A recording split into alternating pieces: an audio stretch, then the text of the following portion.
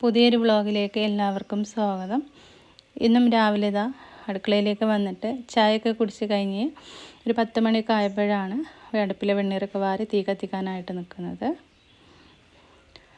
അടുപ്പിലെ വെണ്ണീരൊക്കെ വാരി സൈഡ് ഭാഗമൊക്കെ നനഞ്ഞൊരു തുണി കൊണ്ട് തുടച്ചെടുക്കും കേട്ടോ. അതെന്നും ചെയ്യുന്നത് തന്നെയാണ്.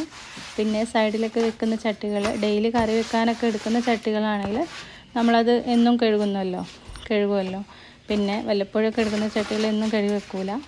മുകൾ വശം വെണ്ണീരൊക്കെ പാറിയിട്ടുണ്ടെങ്കിൽ ഞാനൊന്ന് കഴുകി വെക്കും. ഇന്നിപ്പോൾ അതൊക്കെ എടുത്തൊന്ന് കഴുകി അവിടെയൊക്കെ ഒന്ന് തുടച്ച് ആക്കി എടുത്തിട്ടുണ്ട്.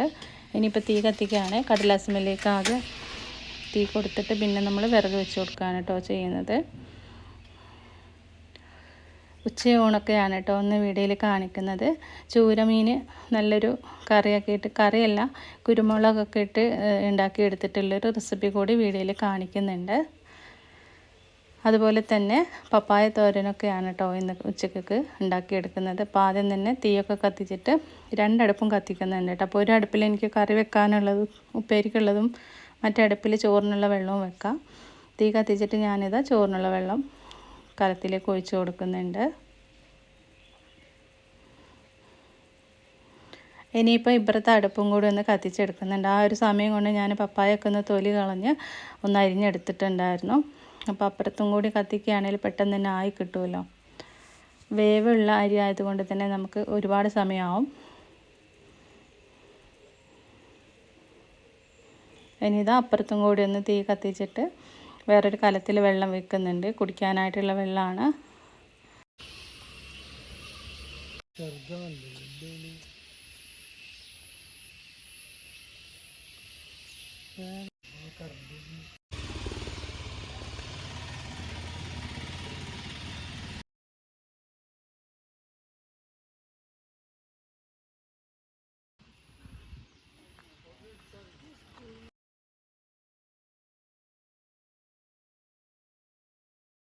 ചോറിനുള്ള വെള്ളമൊക്കെ അപ്പോഴേക്കും തിളച്ച് വന്നപ്പോൾ ഞാനിത് അരി കഴുകിയിട്ട് ഇട്ട് കൊടുക്കുന്നുണ്ട്. അരിയൊക്കെ കഴുകി ഇട്ട് കൊടുത്തിട്ടുണ്ടെങ്കിൽ കറിക്കൊക്കെ അരിഞ്ഞ് റെഡിയാക്കി എടുക്കുമ്പോഴേക്കും ചോറൊക്കെ ഒരു 3/4 വേവായിട്ടുണ്ടാവും.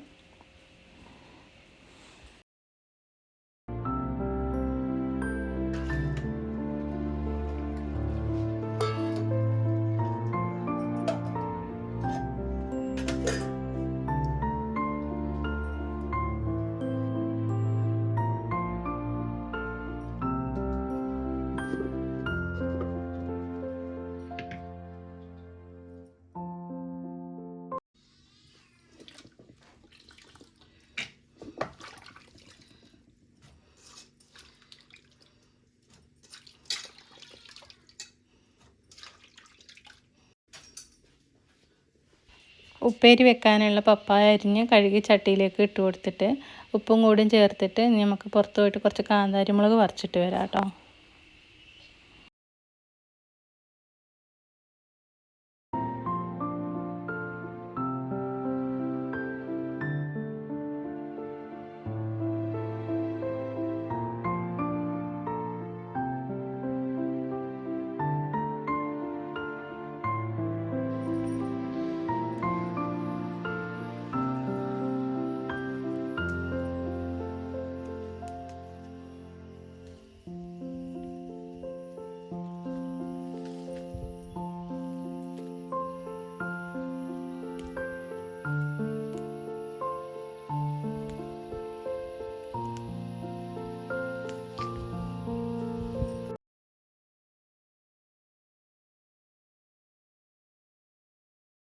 മുളക് ഞാൻ ഞെട്ടി കളഞ്ഞിട്ട് അങ്ങനെ ഇട്ട് കൊടുക്കുന്നുണ്ട് കേട്ടോ. വെന്ത് കഴിഞ്ഞാൽ അതങ്ങോട്ട് ഉടച്ചെടുത്താൽ മതിയല്ലോ. വേഗം തന്നെ അലിഞ്ഞു പോവുകയും ചെയ്യുമല്ലോ വെന്ത് കഴിഞ്ഞാൽ.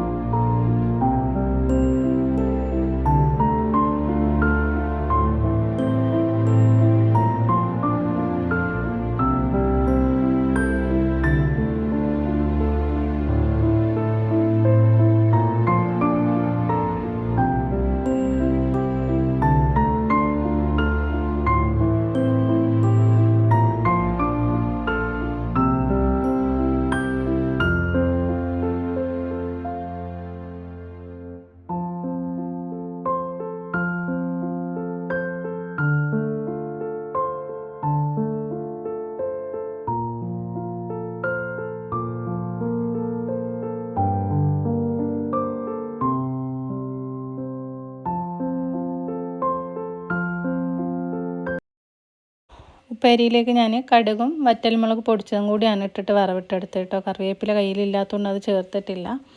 ഇനിയിപ്പോൾ വറ്റൽമുളകിൻ്റെ പൊടി ഇല്ലെങ്കിൽ വറ്റൽമുളക് നടുകെ മുറിച്ചിട്ട് അത് ഇട്ടിട്ട് വറവിട്ടെടുത്താലും മതി. എന്നിട്ട് ഇളക്കി മിക്സാക്കുന്നുണ്ട്. ഇനി ഇതങ്ങോട്ട് മാറ്റി വെക്കാം. ഇനിയിപ്പോൾ മീനും കൂടി റെഡിയാക്കി എടുക്കാം. ഒരു ചട്ടിയിലേക്ക് കഴുകിയെടുത്തിട്ടുള്ള മീൻ കഷ്ണങ്ങളൊക്കെ ഇട്ട് കൊടുക്കുന്നുണ്ട്. ചൂരമീനാണ് കേട്ടോ. കുറച്ച് ഞാൻ എടുത്തിട്ട് ഇതൊന്ന് വറ്റിച്ചെടുക്കുകയാണ്. ഒരുപാട് വെള്ളം ഇല്ലാണ്ടല്ല, കുറച്ച് വെള്ളത്തിലാണ് ഗ്രേവി ആയിട്ട് അങ്ങനെയാണ് വറ്റിച്ചെടുക്കുന്നത്. മുളക് പൊടിയൊന്നും ചേർക്കാതെ കുരുമുളകിൽ മാത്രമാണ് നമ്മൾ മുളകും ചേർത്തിട്ടുണ്ട് കേട്ടോ. ഇനി ഇതിലേക്ക് മഞ്ഞൾപ്പൊടി, ആവശ്യത്തിന് ഉപ്പും, പിന്നെ വാളംപുളി പിഴിഞ്ഞിട്ടുള്ള അതിൻ്റെ ആ ഒരു ജ്യൂസും കൂടി ഒഴിച്ച് കൊടുക്കുന്നുണ്ട്. കുടംപുളി ഉണ്ടെങ്കിൽ അത് ചേർത്താൽ മതി. പിന്നെ കുരുമുളക് നന്നായിട്ട് പൊടിച്ചെടുത്തിട്ടുണ്ട് കേട്ടോ. ഞാൻ തരി കൂടാണ്ട് പൊടിച്ചെടുത്തിട്ടുണ്ട്. ചെറിയ തരികളൊക്കെ ഉണ്ട്, എന്നാലും കുഴപ്പമൊന്നുമില്ല. പിന്നെ ഇച്ചിരി കറിവേപ്പില, പിന്നെ പച്ചമുളക്. കറിവേപ്പില ഞാൻ ഉപ്പേരിക്ക് വറവിടാൻ നോക്കിയപ്പോൾ കണ്ടില്ല കേട്ടോ. പിന്നെയാണ് ഫ്രിഡ്ജിലുണ്ടായിരുന്നത്. 2 ഇല ഉണ്ടായിരുന്നു, അത് മീനിലേക്ക് ഇട്ട്. പിന്നെ ഇത്തിരി മല്ലിപ്പൊടി, വാളംപുളി പിഴിഞ്ഞതും ഒക്കെ കൂടിയിട്ടിട്ട് മിക്സാക്കിയിട്ട് ഇനി ഇത് അടുപ്പിലേക്ക് വെച്ച് കൊടുക്കുന്നുണ്ട്. നല്ല ടേസ്റ്റാണ് കേട്ടോ മീൻ ഇങ്ങനെ വെച്ചിട്ടുണ്ടെങ്കിൽ.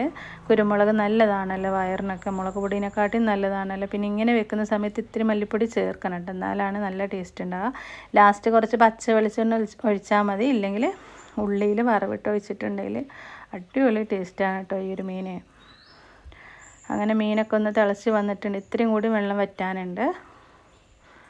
പിന്നെ ഒരു 10 മിനിറ്റ് കൂടി അങ്ങനെ വെച്ചിട്ടുണ്ടായിരുന്നു. ഇത് ഇങ്ങനെ വെച്ചിട്ട് പിറ്റേ ദിവസം കൂട്ടണം കേട്ടോ ഈ ചൂരമീനൊക്കെ. അപ്പോഴാണ് നല്ല ആ മസാലയൊക്കെ മീനിലൊക്കെ പിടിച്ചിട്ട് നല്ലതായി കിട്ടുക.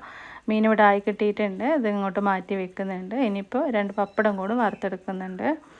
ചീനച്ചട്ടി അടുപ്പിലേക്ക് വെച്ച് കൊടുത്ത് കുറച്ച് ഓയിൽ ഒഴിച്ച് കൊടുത്ത് പപ്പടം കൂടി വറുത്തെടുക്കുന്നുണ്ട് കേട്ടോ.